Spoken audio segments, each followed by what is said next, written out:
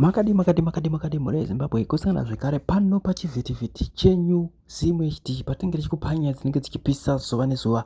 Tine nyaya tinayo panapa nekuti revolution kusimbisana. Hatingafambe murevolution tisina Mwari, hatingafambe tisina kusimbisana. Unity, kubatana chimwe chinhu chikuru chinenge chichidiwa kana tiri parevolution. Naizvo tikurudzira vatsva kuti garai masubscribe motena all notification bell kuitira mavideos matsva tinoposta pana monge muchimaona nguva iripo. Inzwai oti yatinayo panapa muzorudza kuti mune muchifunge chii panyaya iri panapa. Tiri kutenda muri Zimbabwe nesapoti yamunotipa, asi tiri kukurudzirawo kana kuti isusu tiri kutenda kuna Mwari kuti vakuitirewo zvakanaka mukuitirawo kwamunoitawo zvakanaka vamwe. Nazvo muri Zimbabwe tiri pamberi nerevolution, pasina zvigananda, pasina Saruwaka, pasina Dzoro Chena, pasina Emerson Mnangagwa, pasina ZANU-PF. Nazvo muri Zimbabwe inzwai audio iyi. Muri Zimbabwe mamukasei kwese kwamungadaro muri kumativi mana enyika. Tinoda kutenda Mwari nechipo choupenyu chatipa mukati mezuva ranhasi. Regai nditore mukana uno titende Mwari neupenyu nenyasha. Mwari vari kumusoro kudenga vatiwanire nyasha, vatiwanire tsitsi. Tikudai kusangana uri musi wechishanu, Friday 18 July 2025. Mangwanani nhasi tichaverenga shoko redu richibva kubhuku yaGenesis chapter 7 kubva pavhesi 1 kusvika pavhesi 9. Musoro weshoko wanhasi unoti iwo mafashamu emvura yaNoa part 2. Takamboita part 1, mafashamu emvura yaNoa part 2. Ndichaverenga vhesi 1, vhesi 2, vhesi 5, vhesi 7 nevhesi 8 chete. Ipapo Jehovha akati kuna Noa, pindai muareka iwe nemhuri yako yose, nokuti ndakuona iwe kuti wakarurama murudzi urwu. Mazuva 9 kubva zvino ndichanayisa mvura panyika kwamazuva 40 nousiku 40, uye ndichabvisa pamusoro penyika zvisikwa zvipenyu zvose zvandakaita. Noa akaita zvose zvaakarayirwa naJehovha, uye Noa nevanakomana vake nomukadzi wake navakadzi vavanakomana vake vakapinda muareka kuti vapunyuke pamvura yemafashamu iyi. 2 zvemhuka dzakanaka nedzisina kunaka, 2 zveshiri nezvisikwa zvose zvinokambaira panyika, mukono nehadzi, zvakauya kuna Noa ndokupinda muareka sezvazvakanga zvarayirwa naMwari kuna Noa. Mwari akomborere kuverengwa kweshoko rake mangwanani anhasi. Mangwanani anhasi tati tipfuurire mberi tichitaura pamusoro pemvura yemafashamu yaNoa ichauya. Munguva yapfuura iyo takamboverenga mafashamu emvura yaNoa part 1 mushure mokunge Noa apiwa instruction naMwari kuti ndinoda kuti uvake areka. Saka takaverenga tikasiya areka yapera kuvakwa. Now, mangwanani anhasi tiri kuona kuti areka yapera kuvakwa. Zvinonzi kwasara mazuva 9 chete kuti mvura ichitanga kunaya. Saka chii chinoitika? Noa anopiwa instruction naMwari yokuti iwe, mukadzi wako, nevana vako, nevaroora vako, pindai muareka. Zvinonzi ndinoda kuti muareka, because remember takambotaura kuti chinhu chinonzi word, chinhu ichocho hachinaomira zvakanaka. Mwari akangotaura just, haana kunotaura word kumhuka, but akataura word kuna Noa. ende ataura word kuna Noa, zvaakataura zvakatanga kuitika. Chii chakatanga kuitika? Mhuka dzese dzakatanga kuuya kuzopinda muareka yaNoa.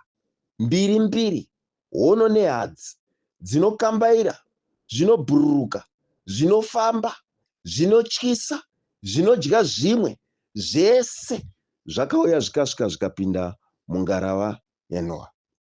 Mangwanani anhasi hapana kunzi mhuka dzakaenda kunotinwa, asi zvinonzi mhuka dzakauya kuti dzizopinda mungarava yaNoa. Mhuka dzakauya kuti dzizopinda. Mwari akangotaura word kuna Noa kuti ndinoda kuti uite icho nechicho nechicho nechicho nechicho nechicho. Noa audzwa shoko naMwari, mhuka dzakauya kuzopinda dzega, pasina hadziti dziuye kuzopinda. So mhuri yeZimbabwe, shoko iri rakanangana nemi. Remember patakatanga kutaura nyaya yaNoa, patakambotaura part 1 yacho, patakataura paGenesis chapter 6, takati mvura yakanga isina kumbonaya. Nguva yaNoa, mvura yaNoa isati yanaya, kwakanga kusinganaye mvura, but mvura yaiita kunyukira pasi. Inoyerera yaizongoyerera ichingoonekwa ichiyerera, but mvura yakanga isingabvi mudenga. But kubva panguva yaNoa ndo nguva yakatanga kunaya mvura. Ende vanhu vagoudzwa kunzi kuchaita fashamu, nokuti fashamu chaiva chinhu chisionekwe, chinhu chisati chakamboitika. But Mwari aida kuti chinhu chisina kumboitika achiite kuti chiitike. Ende ndoda kuti muone chimwe chinhu pamusoro penyaya yengarava yaNoa. Ngarava yapedza kuakwa, nguva yaivaka Noa, pane vamwe vakatomboya nematanda avo, vakadzikana vakauya vakatora matanda avo vakaenda. Ndo zvinhu zvakazoita kuti Noa chete nemhuri yake vasara. Ende zvinonzi huipi, mhirizhonga, huori nekutadza kwese kwemhando yese ndiko kwakanga kwazara pamusoro penyika. So mhuri yeZimbabwe, ndoda kuti muone chimwe chinhu chatoda kuti titarise panapa. Mungarava, mhuka dzinouya kuzopinda imomo, munouya kuzopinda kunyangwe mhuka dzinotyanana, dzinotyisa, dzisingakwanisi kugarisana, but Mwari akaunza mweya wekugarisana. Mwari akaunza mweya wepeace. Mwari akaunza mweya weunity. Mwari akaunza mweya weoneness. Mhuri yeZimbabwe, mashoko aya akanangana nemi. Ngarava yaNoa iri kutaurwa iGeza Revolution. Ngarava yaNoa iri kutaurwa iGeza Revolution. Mvura iri kuda kunaya, hakusati kwakambonaya mvura yakadaro. Mhuri yeZimbabwe, mune zvamakajaira mazuva ese kuti zvinhu zvinoitika nenzira yakadai, but this time Mwari vari kuda kuzviita neimwe nzira. Mhuri yeZimbabwe, Noa ndiye apiwa an instruction naMwari yekuti audze mhuri yake. Ndiye apiwa instruction yokuti ndiri kuda kuti upinze zvipuka zviviri zviviri, zvinotyisa nezvisingatyisi, zvinokambaira nezvisingakambairi, zvinobhururuka nezvisingabhururuki, zvese zviye zvipinde mungarava yaNoa. Mangwanani anhasi, ndoda kuti shoko risvike kwauri. Kana uri mumwe, hazvina kunzi Noa akaenda kunomanikidza vanhu. Uya upinde mungarava mune vamwe kuitira kuti mafashama kana akuuya unokwanisa kuzopona. Ungava uri shiri inobhururuka, ungava uri chipuka chinokambaira, ungava chipuka chisingakambairi, ungava uri rova mbira rinotyisa, ungava uri shato, ungava uri nzou, ungava uri shumba, ungava uri hamu. Noa zvinonzwa akanga aine vana vakomana vatatu. Ungava uri mwanakomana waNoa, ungava uri muroora waNoa. Noa anga asina vanasikana, asi hatisi kuti hanzi tiri kutaura kuti aiwa vanasikana, kwete, handipo pane nyaya yedu, but tiri kuti kana shoko rasvika munzeve dzako, uya uzopinda mungarava iri kupinda, nekuti zvanzi kwangosara mazuva manomwe chete, 7 days chete, kuti mvura yaNoa itange kunaya, kuti mafashamu aNoa atange kunaya. Pandaparidza ndichisvika, ndaparidza kusvika kubva pavhesi 1 kusvika pavhesi 9. Pavhesi 9 ngarava haisati yavharwa dhoo, ngarava haisati yavharwa musiwo, ende achavhara musiwo haasi Noa, achavhara musiwo ndiMwari. So mhuri yeZimbabwe, ndoda kuti mubatise mashoko aya. Munyika yedu yeZimbabwe mune mafashamu emvura achanaya mumazuva mashoma shoma ari kuteera. Yemunguva yaNoa inonzi kwakanga kwasara mazuva manomwe chete kuti mvura inaye. YemuZimbabwe kwasara mazuva mashoma shoma kuti mvura inaye. Uya upinde mungarava mune vamwe, kuitira kuti munhu akaudza Noa kuti azovhara ngarava, Mwari, Noa haasi achavhara dhoo, but dhoo richavharwa naMwari.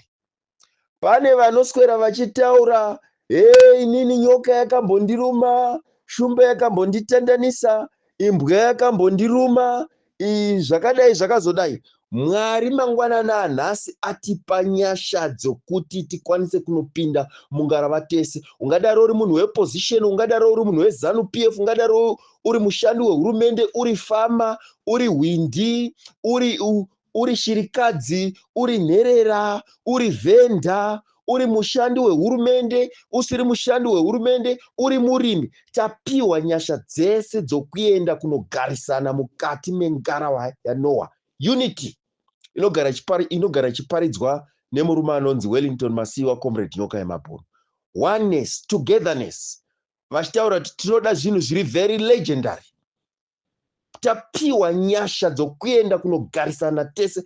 Zvinonzi ngarawa payakavakwa, hanzi yakavakwa ine madheki matatu, first floor, ground floor, first floor, second floor. Mangwanana anhasi tapiwa nyasha dzokuenda kunogarisana tese mungarava. Hazvina basa kuti uri kubva kubackground yakaita sei, uri kubva kuchechi yakaita sei, uri kubva kupolitical organization yakaita sei. Shoko raparidzwa, tariparidza mangwanana anhasi. Uya upinde mungarava nevamwe. Regai tipedzise nemunamato. Baba vari kumusoro kudenga, tinokutendai mangwanana anhasi. Baba, tinokutendai neshoko renyu ramatipa. Mwari wangu, tinoziva, tinokumikidza nyika yedu yeZimbabwe. Mwari wangu, tinoziva nyika yenyu yeZimbabwe makairangarira. Baba, tinoziziva mindiro iri kuuya mazuva mashoma shoma ari kuteera. Mwari wangu, takunamatai mangwanana nezita raJesu. Baba, pamuchanaisa mvura yemafashama, haisi mvura yakafanana neyemazuva ese, asi pamuchanaisa mvura yemafashama, Mwari wangu, muchida kuti mugadzirise zvinhu mukati menyika yeZimbabwe. Baba, itai kuti vanzwa shoko iri, vamawanira nyasha, vauye vapinde mungarava yerevolution, vauye vapinde mungarava yaNoa. Baba, tinokutendai nezita raJesu takunamatai. Amen. Mhuri yeZimbabwe, semazuva ese, ndini murandarume wenyu anokupai shoko pano panyoka yemabhunu updates official. Mapango mapengo, Mwari akuitirei zvakanaka, Mwari aswere nemi kwese kwamuchaswera. Muwe nenguva yakanaka. Amen. Mhuri yeZimbabwe, Tinokutendai nekuteerera kwenyu kwamunoita pano zuva nezuva pachivhitivhiti chenyu Zime HD, patinokupai nyaya dzechokwadi dzinenge dzichiitika munyika yeZimbabwe. Ndofunga mazvinzwa kuti nyaya iri panapa inyaya yekutenda Mwari nenyaya yekuti revolution iende pamberi nenyaya yekubatana, ndo nyaya iri kukurudzirwa nemashoko aMwari matsvene ari panapa. Tinokutendai nekuteerera kwenyu kwamunoita pano pachanel yenyu. Thank you for watching.